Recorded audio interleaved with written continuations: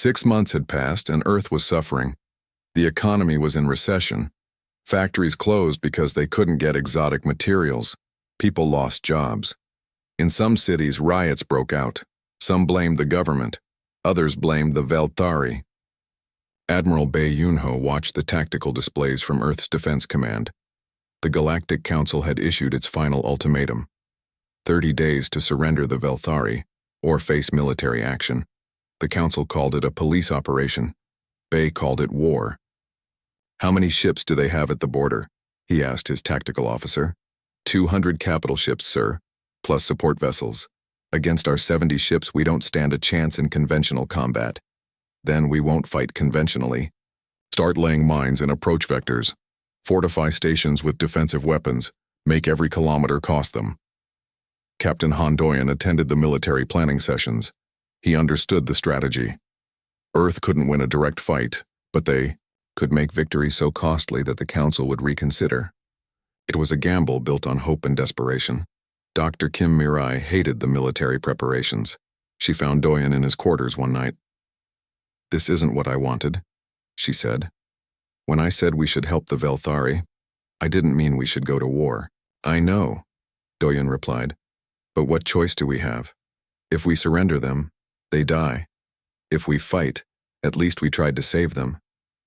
"People will die, Doyen. Human people. Maybe millions. I know that too." He looked exhausted. "Do you think I want this? But I can't watch 3 million people die without trying to stop it." Secretary No Dae-hyun approached Venelith again. They met in a secure room on Ganymede Station. No had 2 military officers with him. "Venelith, I'm going to be direct. Earth is preparing for war. We need every advantage we can get. Your genetic research could give us that advantage." Venelith had expected this conversation. "You want to create enhanced soldiers." "Yes, soldiers who are stronger, faster, more resistant to injury. With your knowledge, we could level the playing field against the Council's superior numbers." "No." No's expression hardened. "Earth is risking everything for your people. Is it too much to ask for help in return?" "Earth would be proving the Council right," Venelith said firmly. "They say genetic modification leads to weaponization and war. If you create enhanced soldiers, you validate their fears. You condemn not just my people but yours as well. We're already condemned if we can't defend ourselves. Then find another way. Captain Doyen believes in fighting, without becoming the monster. I believe in him." No left angry. But Venelith sat alone, wondering if he had made the right choice. If Earth fell defending his people, would refusing to help be the moral choice? Or just cowardice? Journalist Choi Hyun-woo released a new documentary. He called it The Children of Two Worlds. It showed 6 months of integration between humans and Velthari. The footage was powerful. A Velthari craftsman teaching human apprentices his art. Human farmers showing Velthari how to grow crops in low gravity.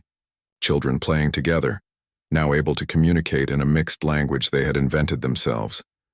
Old Velthari and old humans sitting together, sharing stories through translators. One scene particularly moved viewers. A human grandmother and a Velthari elder sat on a bench watching children play. Through translators, they discovered they had both lost children in wars. Different wars on different worlds, but grief was grief. They held hands, 2 old women who had suffered, finding comfort in shared pain. The documentary ended with a simple message. They are not invaders. They are not monsters. They are refugees who need help, just like humans have been refugees in our own history. Will we turn away from those who need us now? The broadcast changed something. Opinion polls shifted dramatically. Protests demanding protection for the Velthari filled Earth's cities. Mars colonies voted to support asylum. The Belt settlements pledged resources. Even some who had opposed the refugees found themselves moved, but public support couldn't stop the Council's fleet. Lee Ji-won worked around the clock in the translation center. She was young, born on Mars, part of the generation that had grown up with aliens as neighbors. To her, xenophobia was ancient history. She had made a breakthrough. Using advanced quantum linguistics and the shared database of both species, she created a real-time translation protocol. Humans and Velthari could now talk to each other instantly, naturally.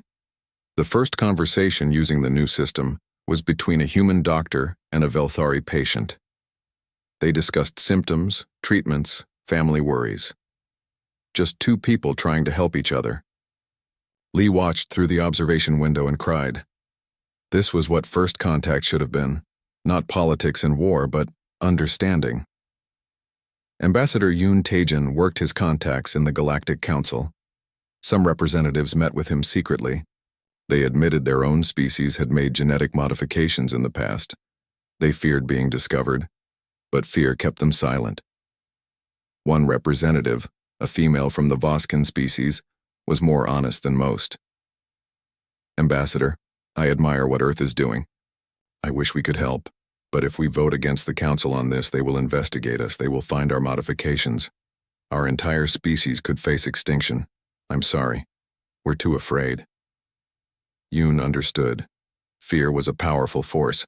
If everyone is too afraid to stand up, the Council will never change. Then perhaps the Council shouldn't change. Perhaps it's right to be afraid of genetic modification. Is it right to commit genocide? The Voskan had no answer. Vanillith finally shared the complete truth with Captain Doyen. They met privately, just the two of them. Captain, there's something you need to know. My people's modifications went beyond just fertility. Doyen felt his stomach drop. What do you mean? We also extended our lifespan. Enhanced disease resistance. Improved cognitive function slightly. We needed these changes because we had so few children. Each child had to survive longer, live healthier, to keep our species going. The Council knows this? Yes, and by their law, any modification that extends life or improves mental function is forbidden. They believe it leads to superiority complexes. The predecessors lived for thousands of years and believed themselves gods. The Council fears any species following that path. Doyen sat down. This was worse than he thought. Why didn't you tell us this before? Would you have helped us if you knew? Captain, we modified ourselves to survive, not to rule. But the Council doesn't see a difference. To them, any enhancement is the beginning of tyranny. Do you see yourselves as superior? No.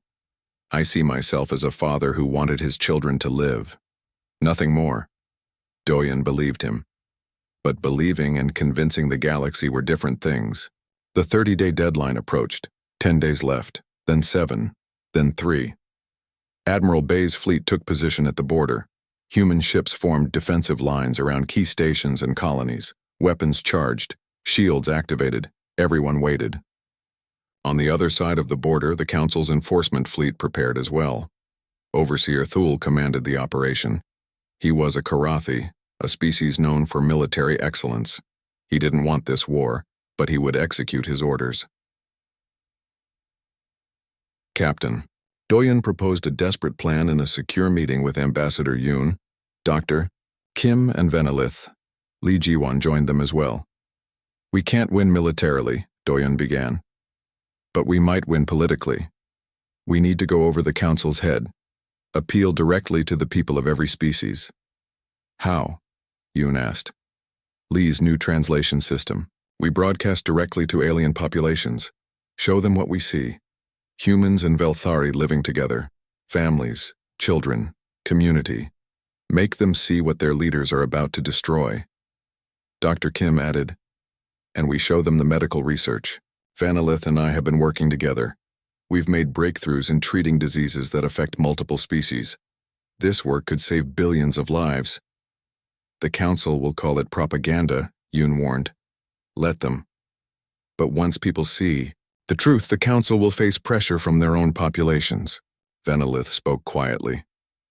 There's something else we can do. We can release our genetic research publicly. All of it. Every species can see exactly what we did. No secrets. Complete transparency. Let them judge for themselves if we were trying to become gods or just trying to survive. The Council could use that research themselves, Yoon said, for weapons.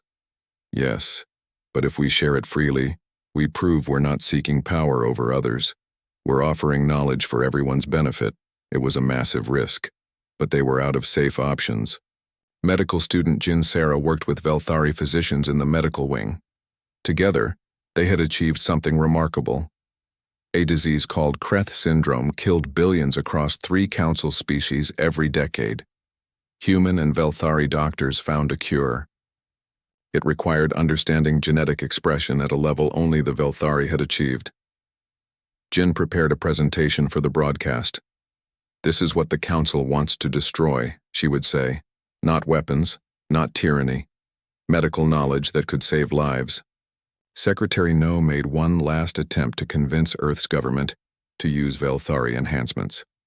"The council fleet arrives in 3 days. Enhanced soldiers could be our only chance." But the government refused.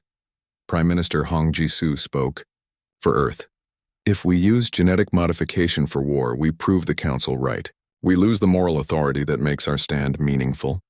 We fight as we are, or we don't fight at all." The Galactic Council vote began.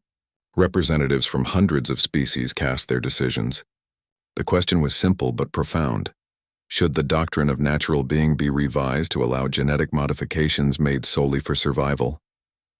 Ambassador Yoon Taejin watched from the gallery.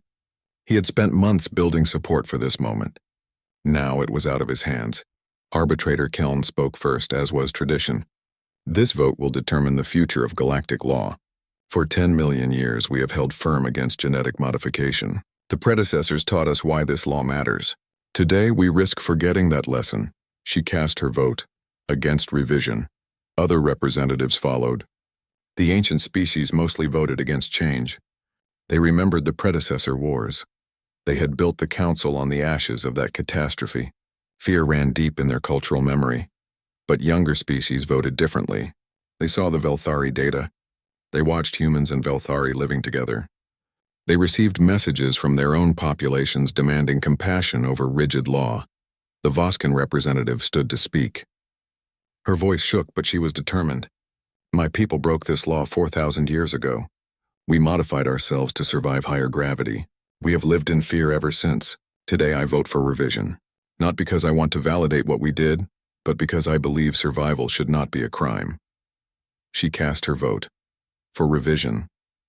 A Mirian representative stood next. "We modified ourselves as well. Small changes to adapt to radiation. We did it to survive. We asked the galaxy to recognize the difference between survival and conquest. For revision." One by one, species that had hidden genetic modifications for centuries came forward. They confessed their violations. They asked for mercy, not just for themselves, but for all species that might need similar choices in the future. Captain Han Do-yun watched the vote from the bridge of the Resilience. His crew was silent. They had fought so hard for this moment. Had it been enough? Dr. Kim Mirai stood beside Venolith in Ganymede Station's observation deck. Below them, 3 million Velthari waited to learn their fate. "Whatever happens," Mirai said quietly. "We tried. That matters." Venolith's 4 hands trembled. "If the vote fails, will Earth surrender us?" "I don't know. But I know Captain Doyen. I know Ambassador Yoon. They won't give up without trying every option." The vote continued.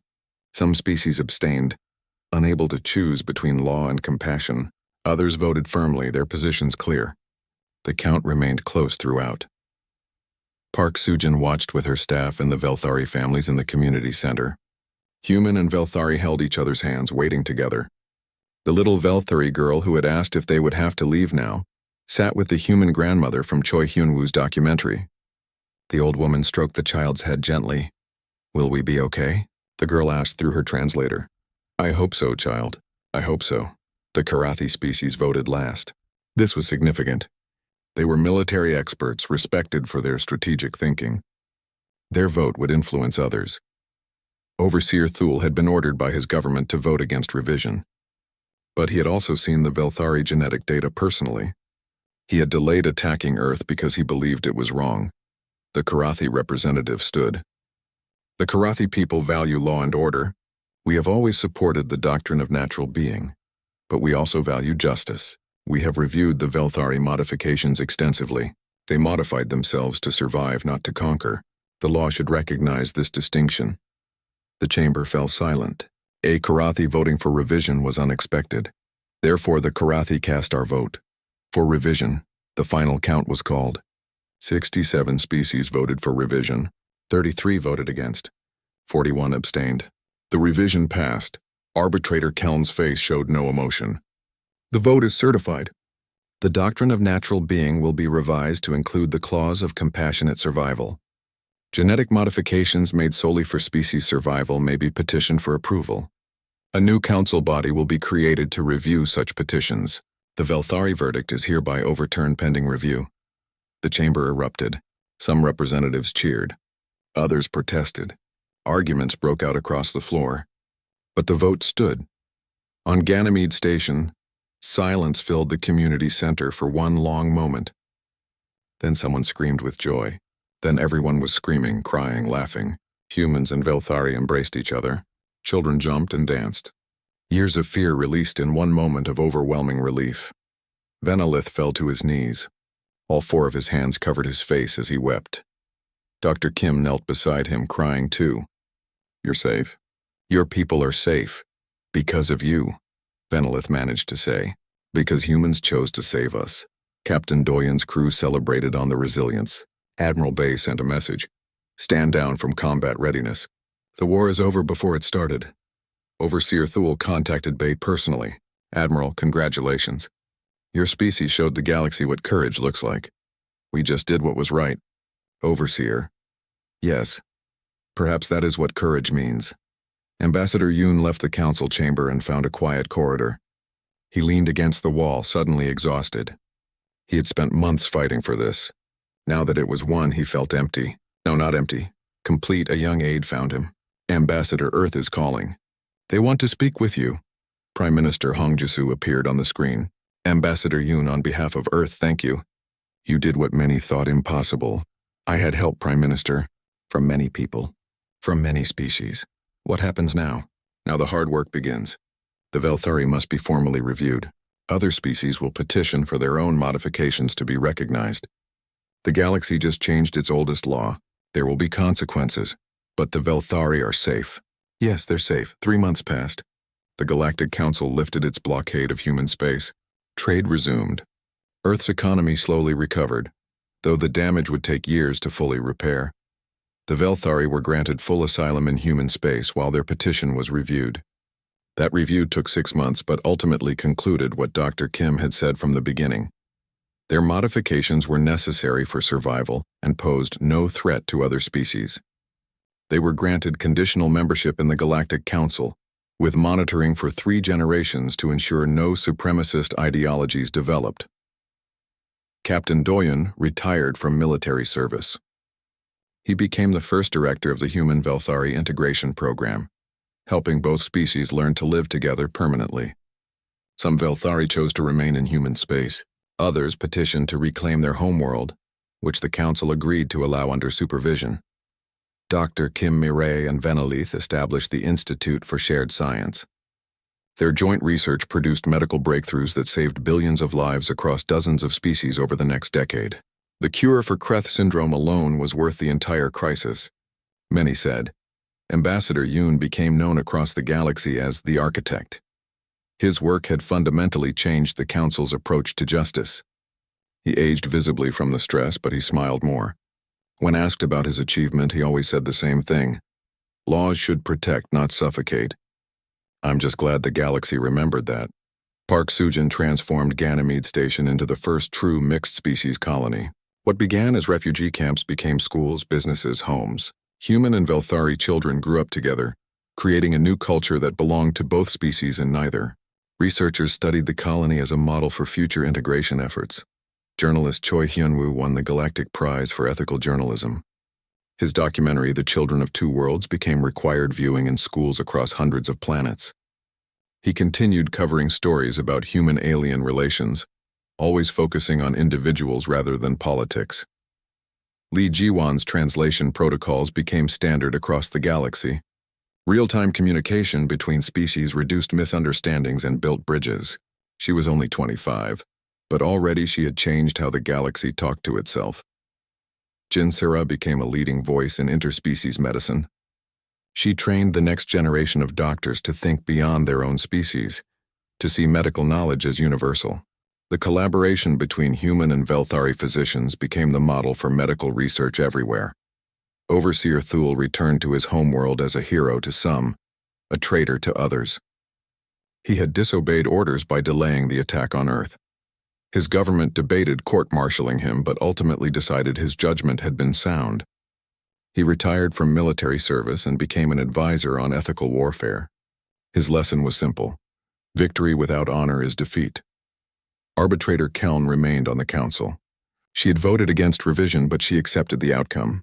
In private conversations, she admitted to Ambassador Yoon, "I still fear we made a mistake, but I also fear that refusing to change would have been a greater mistake." Time will tell which fear was correct.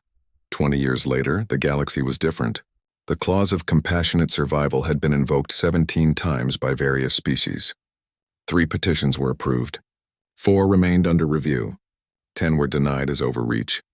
The galaxy learned that justice required wisdom and compassion in equal measure. Earth had become an unexpected power in galactic politics, not through military strength or economic dominance, but through moral leadership. When laws and ethics collided, the galaxy watched Earth's broadcast. Billions of people across hundreds of worlds saw humans and Velthari together. They saw the medical research. They saw the children playing. And they began to talk. On the Thessian homeworld, young people flooded public forums with a simple message: "We were refugees once too. The galaxy showed us mercy. Now it is our turn."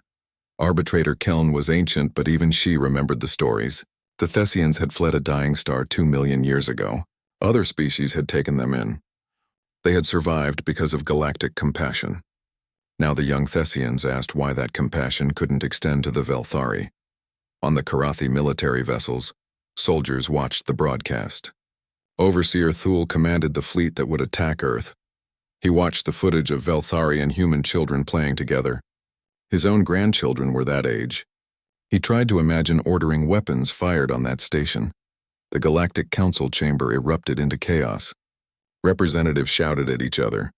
Some demanded immediate military action against Earth for bypassing official channels. Others called for the requested vote. Several minor species came forward publicly. They admitted their own genetic modifications hidden for centuries. Some had modified themselves to survive higher gravity. Others had adapted to radiation-heavy environments. All had broken the sacred law. All had hidden in fear. A representative from the Mirian species stood in the council chamber and spoke with a shaking voice.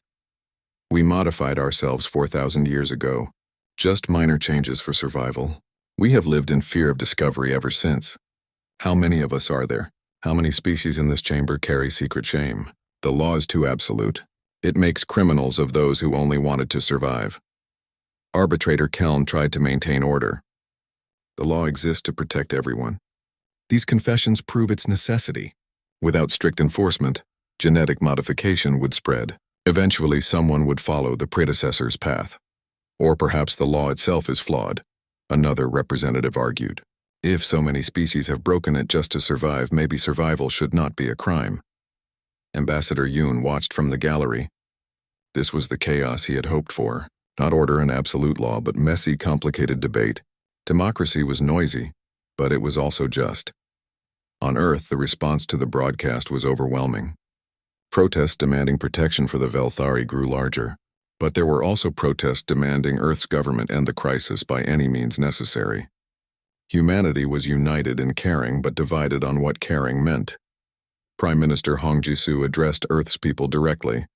"We face a choice. We can surrender the Velthari and preserve our economy and safety, or we can stand by our principles and face whatever comes. I believe in standing firm, but I will listen to your voices. You are Earth. You decide what we are." The response was immediate. 70% of Earth's population voted to keep protecting the Velthari, even if it meant war. Mars colonies voted 90% in favor. The belt settlements and outer colonies were unanimous. Humanity had made its choice. Admiral Bae Yoon-ho received the government's final orders. Stand firm. Protect the refugees. Do not fire first, but if attacked, defend with everything Earth had. Captain Doyen spoke with his crew aboard the Resilience. In 2 days, the Council fleet will either attack or stand down. If they attack, many of us will die. I won't order anyone to stay. If you want to leave, I'll understand. Not one person left the ship. Dr. Kim Mirai sent one final data package to the galactic scientific community. It contained everything she and Venelith had discovered together.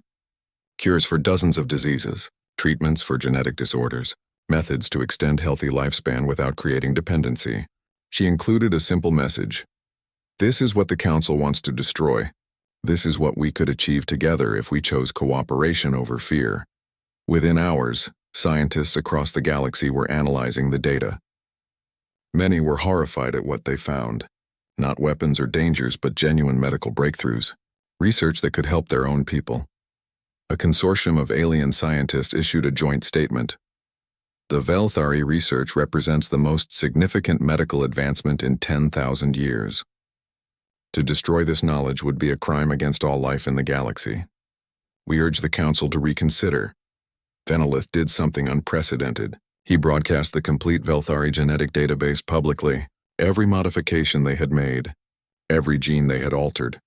Complete transparency. Let the galaxy judge us, he said. Look at what we did. You will find no weapons, no supremacy enhancements, no neural modifications to make us superior. You will find desperate parents trying to save their children. If that is a crime worthy of extinction, then we accept our fate. But we will die knowing we tried to survive, not to dominate. Scientists across hundreds of worlds examined the data. The verdict was clear. The Velthari had modified fertility, disease resistance, environmental adaptation, and lifespan. Nothing more. No enhanced strength. No superior intelligence. No physical weapons built into their bodies. Medical ethicists debated hotly. Some said any modification was wrong. Others argued that condemning survival-focused modifications was itself immoral. The debate spread from scientific journals to public forums to government chambers. On the Karathi flagship, Overseer Thule studied the Velthari genetic data personally. He was a soldier, not a scientist, but he could read the analysis. The Velthari had told the truth. They had modified themselves to survive, not to conquer. He sent a private communication to Admiral Bay. Admiral, if I fire on your positions, I estimate 70% of your fleet will be destroyed within the first hour. Your stations will fall within a day. Millions will die. Bay responded simply, I know. We'll fight anyway. Why? You cannot win. Because if we don't fight, 3 million Velthari die. That's not acceptable. Thule was quiet for a moment. You would sacrifice millions of your own people to save aliens who broke our most sacred law? Yes, why? Because it's the right thing to do. Thule ended the communication. He sat alone in his command center, thinking about his grandchildren, about the oath he had taken to protect life in the galaxy, about laws and morality and the space between them. The deadline arrived. The Council's enforcement fleet moved to attack positions. Admiral Bay's human fleet prepared to defend. Weapons charged, targeting systems locked. One person's decision would start a war that would devastate human space. That person was Overseer Thule. He opened a communication channel to his entire fleet. All vessels hold position. Do not fire. I repeat, do not fire.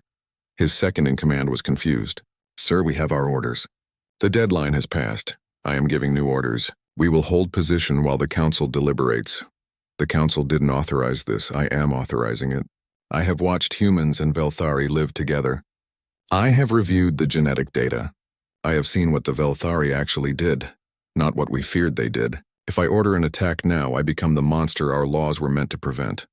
The second-in-command hesitated. Then, yes, sir. Fleet will hold position. Thule sent a message to Admiral Bay. Admiral, I am holding my fleet in place. Not retreating, but not attacking. The Council must decide, but I will not be the one who starts this war. Bay felt relief wash over him. Thank you, Overseer. Don't thank me. I haven't changed my orders. I'm just delaying them. If the Council commands attack, I will obey, but they will have to give that order knowing all the facts, not just their fear. The standoff continued. Hours passed, then days. The Council remained in session, the longest continuous debate in its history. Park Sujin walked through Ganymede Station. The Velthari and human residents watched news broadcasts together. Both species held their breath, waiting to learn if they would live or die. A young Velthari girl held a human woman's hand. The girl didn't understand all the politics. She just knew the human woman had been kind to her. If the humans lost, would they still be friends? Journalist Choi Hyun-woo continued broadcasting. He showed the waiting, the fear, the hope. People across the galaxy watched and saw something they hadn't expected. Aliens and humans caring about each other. Secretary No approached Venalith one last time. We could still use your genetic knowledge. Even if Thule doesn't attack, other council members might force his hand. Enhanced soldiers could save human lives. Venalith looked at the secretary with sad eyes. If you create enhanced soldiers now, you give the council a reason to attack. You prove them right. Captain Doyen understands this. Why don't you? Because I'm practical. Doyen is idealistic. Yes, and his idealism might save both our species. Your practicality would doom us. Lee Ji-won analyzed communication intercepts from across the galaxy. The debate was everywhere. News channels, public forums, government sessions, scientific journals. The Velthari crisis had become the galaxy's crisis. Everyone had an opinion. Public opinion polls from various species showed shifting attitudes, among younger populations especially. Support for the Velthari was growing. They didn't remember the predecessor wars. They only saw refugees in need. Jin Sarah received messages from alien doctors asking about the medical research. They wanted to know more. They wanted to collaborate. Some asked if the cure for Kreth syndrome was really as effective as the data suggested. She answered honestly. The alarm woke Captain Han Doyen from his sleep. He sat up in his cabin aboard the Resilience and checked the screen beside his bed. Unknown vessels had appeared at the edge of human space. Hundreds of them. Doyen dressed quickly and walked to the bridge. His crew was already there, staring at the displays. The ships were massive, but they moved slowly. Some were barely moving at all. What are we looking at? Doyen asked. Lieutenant Park Min-soo pointed at the screen. They appeared 2 hours ago, sir. We've been trying to contact them. No response yet. Doyen studied the ships. They were old, very old. Parts of them looked damaged.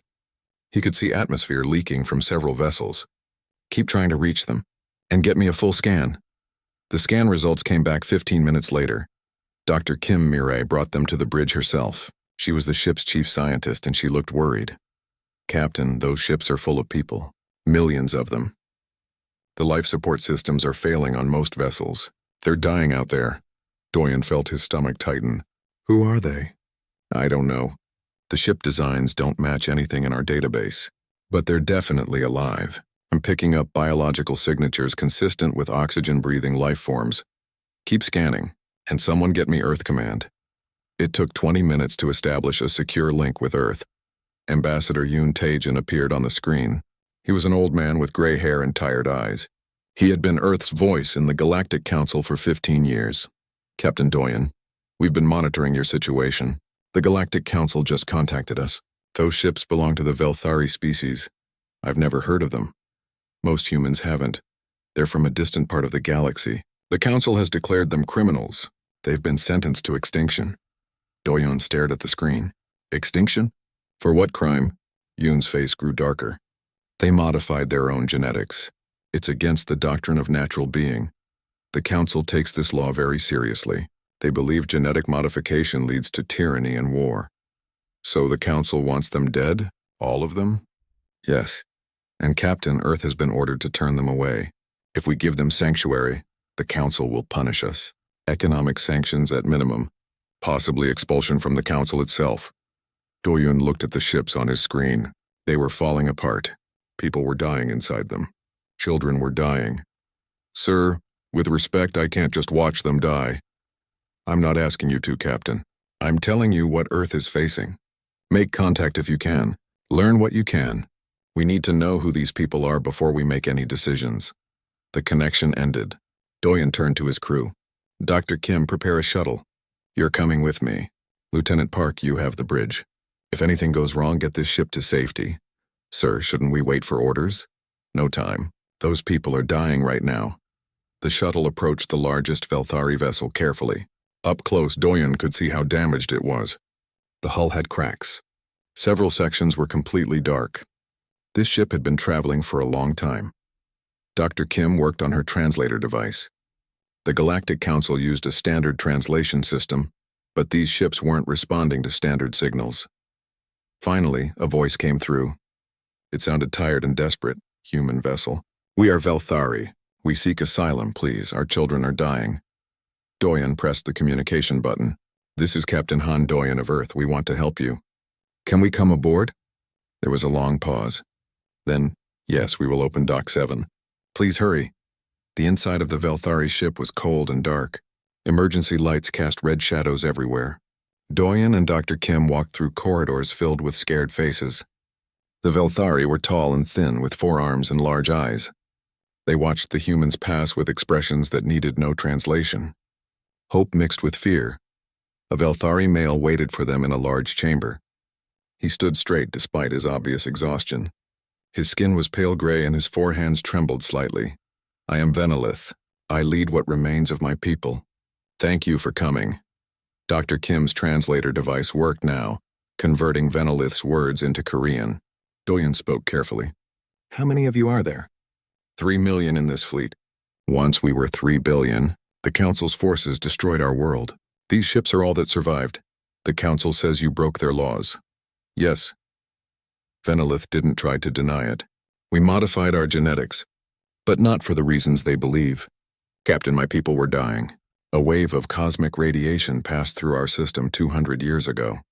It sterilized 90% of our population. We couldn't have children anymore. Our species faced extinction. Dr. Kim stepped forward. So you modified yourselves to restore fertility? Yes, and it worked. But the Council discovered what we had done. They didn't care why we did it. The law is absolute. All genetic modification is forbidden. Doyen looked around the chamber. He could see Velthari families huddled together. Parents holding children. Old and young together. They looked no different from human refugees he had seen in history books. Scared, desperate, human. What will happen if Earth turns you away? Venelith's voice cracked. We have nowhere else to go. Our ships will fail within weeks. We will all die. I am begging you. I am begging for my children. For all our children. Dr. Kim was scanning the Velthari with her medical equipment. She pulled Doyen aside and spoke quietly. Captain, they're very similar to us biologically. They breathe oxygen. They need similar temperatures. They're already suffering from malnutrition. The young ones won't last long. Doyen made his decision. Venelith, I can't promise you asylum. That decision belongs to Earth's government. But I can get you immediate help. Medical supplies, food, repairs for your life support systems. Will you accept this? Venelith's legs seemed to give out. He fell to his knees, all 4 arms shaking. Yes, thank you. Thank you. Back on the Resilience, Doyen contacted Earth again. Ambassador Yoon listened to his report without interrupting. So they modified themselves to survive, not to become superior. That's what they claim, sir. Dr. Kim is analyzing the data they provided. But I believe them. You should see these people, Ambassador. They're not monsters. They're just trying to survive. Yoon was quiet for a moment.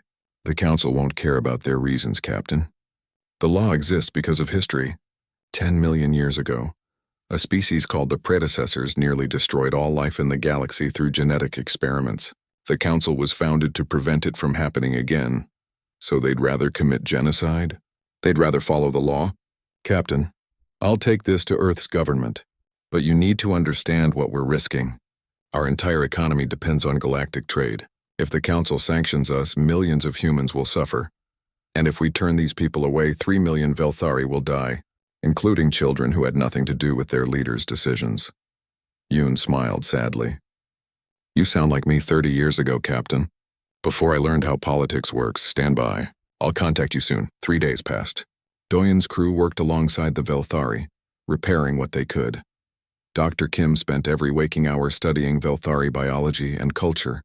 She seemed fascinated by them. They're incredible, Captain, she told him. Their scientific knowledge is advanced in ways we haven't even considered. And they're so grateful for our help. I don't understand how the Council can condemn them all. Finally, the call from Earth came. Yoon appeared on the screen looking even more tired than before. Captain Doyen, Earth has made its decision. We will grant the Velthari temporary asylum. They can stay in our space while we appeal to the Galactic Council for mercy. Doyen felt relief wash over him. Thank you, sir. Don't thank me yet, Captain. This decision may have just cost Earth everything. 3 months had passed since the Velthari arrived. Park Sujin stood in the observation deck of Ganymede Station and watched the refugee camps below. 3 million aliens living in temporary shelters. It was her job to keep them alive and comfortable. Some days she felt like she was failing at both. Administrator Park, a young assistant, approached her. His name was Lee Bongsu, and he looked worried. He always looked worried these days. What is it now? Water recycling system in Sector 7 is failing again. And we've got another protest outside the main gate. Human workers demanding hazard pay. Sujin closed her eyes. Fix the water system first. I'll deal with the protest. The protest was small. About 50 humans holding signs. Aliens go home and Earth first were the most common messages. Sujin recognized some of them. They worked on the station. Good people mostly. Just scared. She walked up to the group. A man named Kim Woo-sung spoke for them. He worked in engineering. Administrator, we're not trying to cause trouble. But things are getting worse. The station is overcrowded. Systems are breaking down. And now people are getting sick. The sickness isn't from the Velthari, Sujin said firmly. Dr. Kim tested everyone. It's a human illness. Stress and overcrowding are making it spread. That's what she says. But how do we know? These aliens could be carrying diseases we don't understand. Sujin wanted to argue, but she was too tired. I'll increase hazard pay by 20%. But you need to keep working. If we abandon these people, they'll die. Woo-sung looked uncomfortable. We don't want them to die, Administrator. We just want our lives back. Back on Earth, Ambassador Yoon Taejin walked through the halls of the Galactic Council. This place had once felt welcoming to him. Now he felt eyes watching him from every corner. Hostile eyes. The council chamber was enormous. Representatives from hundreds of species sat in circular rows, all facing the center platform. Yoon stood on that platform now, feeling very small. Arbitrator Keln spoke first. The Thessian was ancient, even by their long-lived species standards. Her voice was cold and clear. Ambassador Yoon, you have requested this hearing to appeal the Velthari verdict. Speak. Yoon activated his presentation. Images appeared in the air around him. Velthari families, children, scientists, normal people. Honored Council, I ask you to reconsider the Velthari sentence. They did not modify themselves for power or conquest. They were dying. Their modifications were purely for survival. The law does not distinguish between intentions, Keln replied. Genetic modification is forbidden. The reason is irrelevant, but surely context matters. The Velthari faced extinction through no fault of their own. Would you have them simply accept death? Another representative spoke up. This one was from the Karathi species, known for their strict adherence to tradition. The law exists because the predecessors also believed they had good reasons. They believed they were improving themselves. Instead, they nearly destroyed all life. We cannot allow history to repeat. Yoon showed more data. This is the Velthari genetic research. You can see for yourselves. They modified fertility, disease resistance, and environmental adaptation. Nothing more. They didn't enhance strength or intelligence. They didn't create weapons. They just wanted children. Ambassador Keln's voice cut through his presentation. 10 million years ago, the predecessors started exactly this way. Small modifications for survival. Within 1,000 years, they viewed all other life as inferior. They modified themselves into gods and treated us as insects. Billions died in their experiments. The council was founded on their ashes. We will not allow it to happen again. Yoon felt his argument slipping away. He tried a different approach. Then at least spare the children. The young Velthari had no part in their ancestors' decisions. Let them live. Where would they live? Who would take them? And what happens in 100 years when they reach breeding age? No, Ambassador. The verdict stands. All Velthari must be eliminated. Then you are committing genocide. The chamber fell silent. Keln's expression didn't change. We are enforcing the law. Return the Velthari to us immediately, or Earth will face consequences. After the hearing, Yoon was approached by several representatives. They spoke quietly, away from recording devices. One of them, a representative from the Mirian species, pulled Yoon into a private alcove. Ambassador, I wanted you to know. Many of us understand what you're trying to do. But we can't support you publicly. Why not? The Mirian looked around nervously. Because we have secrets too. My people modified ourselves 4,000 years ago. Just minor changes to survive in higher gravity. If the council investigated us, they would find it. We would be next.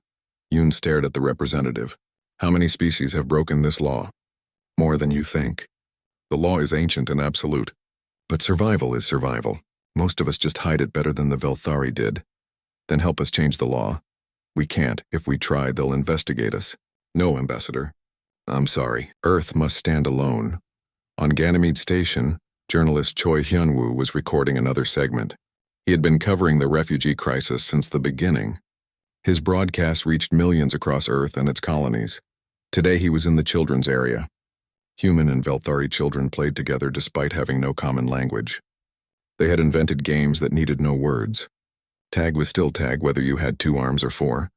Hyun-woo recorded a Velthari mother watching her child play. Her name was Silmora, and Dr. Kim Mirai had taught her some basic Korean.